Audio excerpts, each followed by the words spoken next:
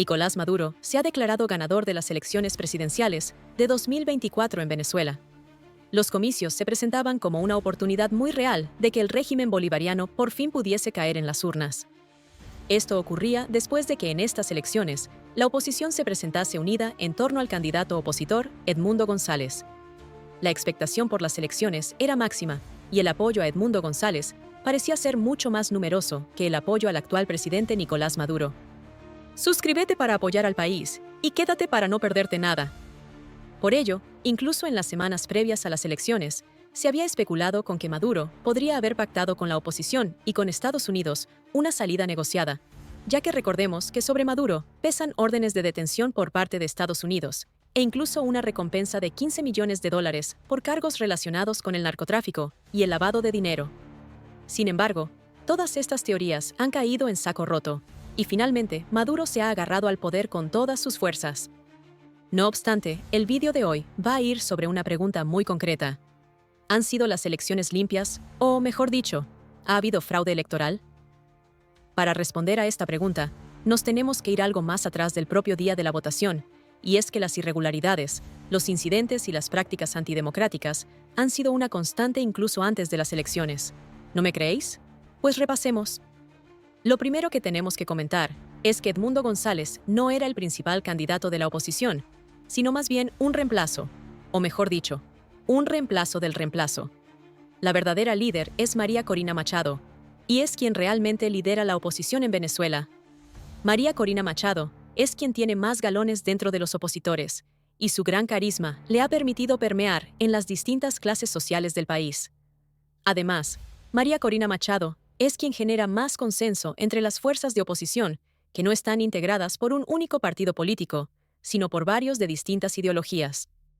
Todos ellos forman la Mesa de la Unidad Democrática, en la que hay partidos progresistas, democristianos, socialdemócratas y un largo etcétera. Maduro sabía que en ella tenía un gran rival. ¿Y qué fue lo que hizo? Quitársela del medio.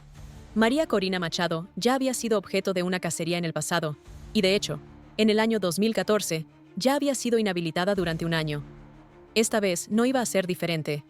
A pesar de que María Corina Machado arrasó en las primarias de su partido, concentrando el 92% de los votos, vio sus aspiraciones rotas cuando el Tribunal Supremo de Venezuela la inhabilitó para ejercer cargos de elección popular durante 15 años por apoyar las sanciones de Estados Unidos al régimen de Maduro y por su respaldo a Juan Guaidó. Por si no te acuerdas de él, Juan Guaidó es un opositor que ocupaba la presidencia del Parlamento venezolano y que se proclamó presidente interino de Venezuela en enero del año 2019, aunque la verdad que el tío tuvo bastante poco éxito. Y alguien que, por ejemplo, vea este vídeo desde España puede pensar, ¿y por qué esto es raro? El sistema judicial es independiente, y si sentencia algo es porque tiene una base legal. Pues sí y no. Es cierto que en Venezuela hay cierto estado de derecho para algunas cosas. Pero también es cierto que el gobierno tiene muchísima influencia en el poder judicial, que lleva muchos años inhabilitando e incluso encarcelando opositores. Así que, en este caso, no podemos decir que el poder judicial esté separado del ejecutivo. Bueno, continuamos. A la inhabilitación de María Corina Machado, esta respondió proponiendo una nueva candidata, Corina Lloris, sin pasado político ni institucional para que no tuviera problemas legales. Pero ¿adivináis qué? No, hombre, no seáis malpensados. A ella no la han inhabilitado. Simplemente no le han dejado inscribirse alegando problemas técnicos. Pero María Corina Machado tenía otro as en la manga, Edmundo González Urrutia, un candidato que finalmente el gobierno aceptó y al cual los jueces no le pusieron impedimentos. No obstante, Edmundo González es un líder con mucho menor carisma y menos querido por el pueblo que María Corina Machado.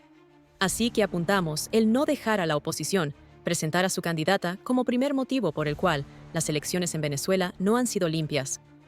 Una vez la oposición ya tenía candidato, María Corina Machado siguió haciendo campaña y llevando la voz cantante junto con Edmundo González, que era el que realmente se presentaba.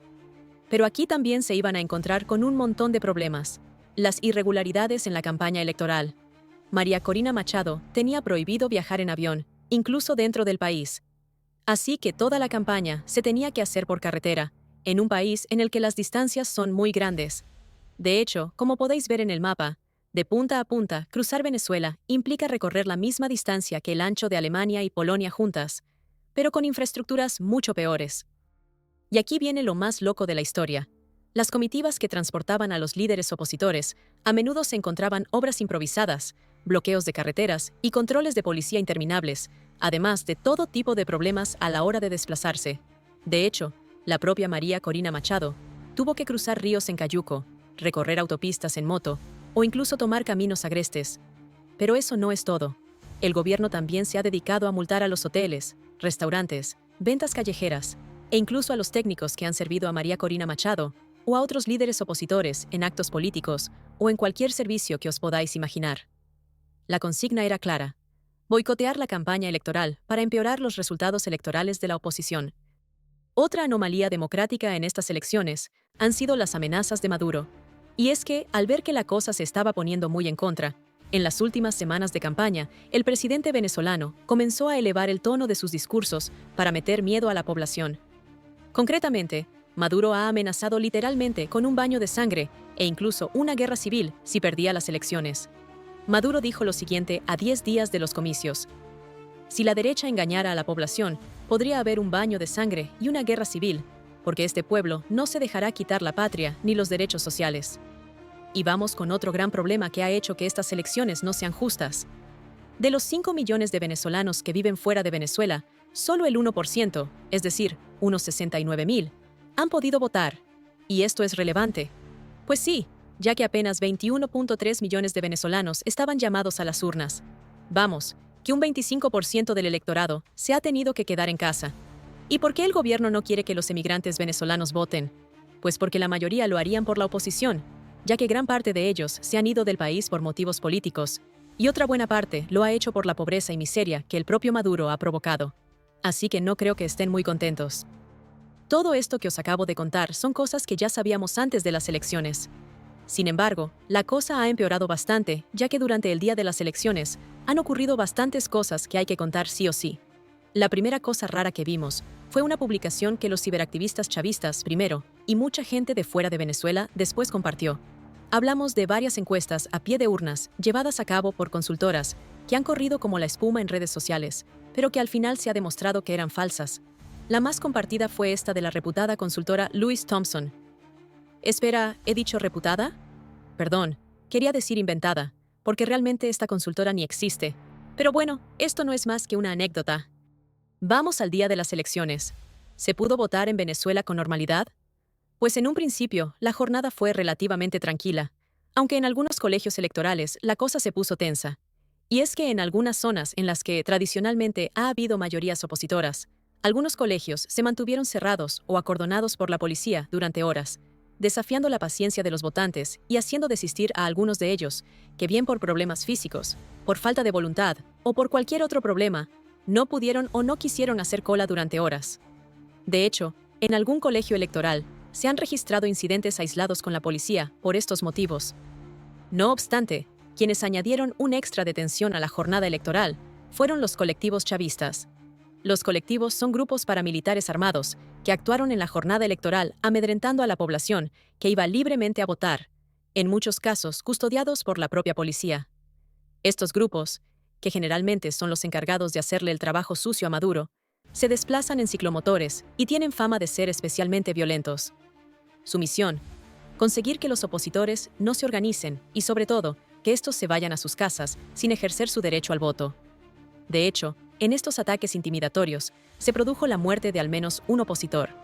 También se han visto vídeos en los que algunos de estos colectivos robaron urnas electorales directamente de los colegios.